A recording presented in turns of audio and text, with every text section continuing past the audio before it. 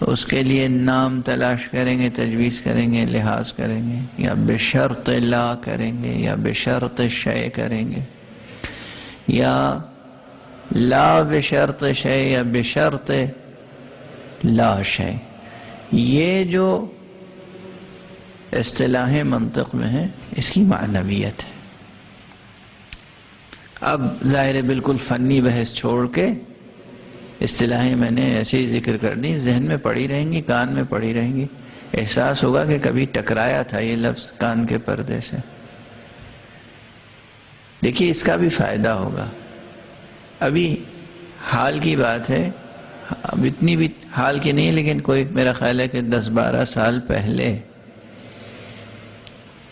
France کے ایک سائنسدان نے ایک نیا نظریہ پیش کیا جس سے سائنس کی برادری میں بڑا انقلاب برپا ہوا، بڑی بحث چل پڑی، اور اہل دین کے لیے بھی وہ بحث اہم تھی اور اہم ہے. اس سائنسسٹ کا نام غالباً جیکس بینوینسٹ ہے. ڈاکٹر بینوینسٹ نے ایک نظریہ پیش کیا تھا، theory of memory of water. Theory of memory of water کیا ہے؟ اسی لندن میں بڑا ہنگامہ ہوا تھا. لندن سے ایک میگزین شائع ہوتا ہے، جرنل شائع ہوتا ہے سائنس کا، جس کا نام ہے نیچر. بہت معیاری پرچہ ہے. نیچر میں اگر کوئی کسی سائنٹسٹ کا مقالہ چھپ جاتا ہے تو اس کے لیے باعث عزت سمجھا جاتا ہے، اور پیور سائنٹیفک اور پیور ریسرچ پیپرز اس میں چھپتے ہیں. پاپولر سائنس کا میٹر اس میں نہیں چھپتا ہے. ٹھوس تحقیقی مقالے، نظریہ ساز مقالے. نیچر کے ایڈیٹر کے پاس جب جیکس بینوینسٹ نے اپنا پیپر بھیجا جس میں انہوں نے theory of memory of water کو ایکسپلین کیا تھا، تو اس نے ریجیکٹ کر دیا وہ پیپر اور کہا یہ بہت بڑا سائنٹیفک فراڈ ہے. ظاہر ہے کہ وہ فراڈ نہیں تھا. تو ڈاکٹر جیکس بینوینسٹ نے احتجاج کیا اور پھر سائنس برادری دو حصوں میں بٹ گئی.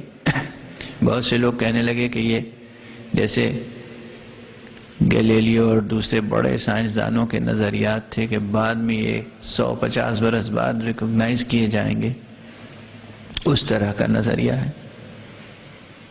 اور کچھ نے ظاہر ان کا ساتھ نہیں دیا. یہ تھیوری تھی کیا؟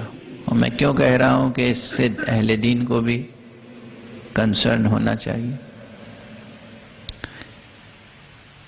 تھیوری یہ تھی کہ اس نے یہ تجربہ کر کے دیکھا کہ واٹر کے مالیکیولز جب کسی ایلیمنٹ سے کہیں پر ریئیکٹ ہوتے ہیں یا ٹچ ہوتے ہیں، کوئی سابقہ پڑتا ہے، تو وہ سابقہ ان مالیکیولز میں دیر تک باقی رہتا ہے.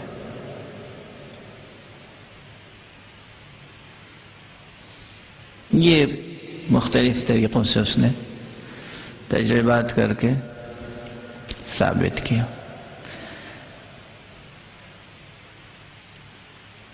اب اس کی سائنٹیفک تفصیل ہے. مثال کے طور پہ میں عرض کر دوں، اس نظریے سے گھبرائے اس لیے لوگ کہ چونکہ اس نظریے سے اس میڈیسن کی اس ڈسپلن کو تقویت پہنچ رہی تھی جسے ہومیوپیتھی کہتے ہیں، کیونکہ اس میں جو ڈائلیوشن کا عمل ہوتا ہے وہ اتنا زیادہ ہوتا ہے کہ پھر اوریجنل پارٹیکلز تو شاید ہی رہ جاتے ہوں.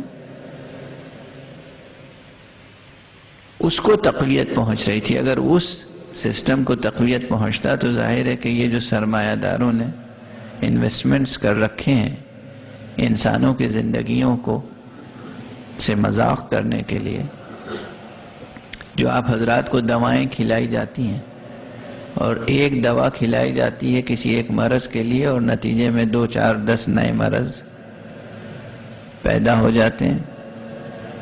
خود ہر دوا جو آتی ہے آپ اس دوا پہ نظر ڈالیں، اس کے ساتھ جو کاغذ آتا ہے اس پہ لکھا ہوتا ہے کہ اس میں کتنے سائیڈ ایفیکٹس ہیں. اور جو بزرگ حضرات ہیں جو دوائیں استعمال کریں، شوگر کی، ہارٹ کی، ان چیزوں کی، بلڈ پریشر کی، وہ جانتے ہیں کہ ایک دوا کے استعمال کے بعد پھر کیا مزید عذاب میں مبتلا ہو جاتے ہیں.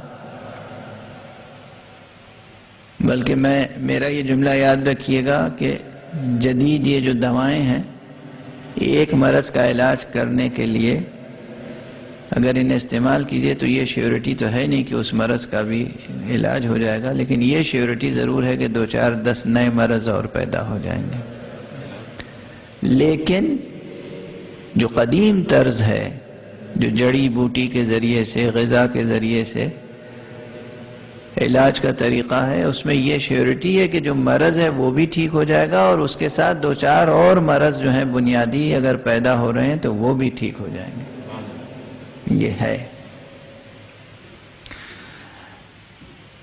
بہرحال مثال یہ عرض کر رہا تھا کہ اس شخص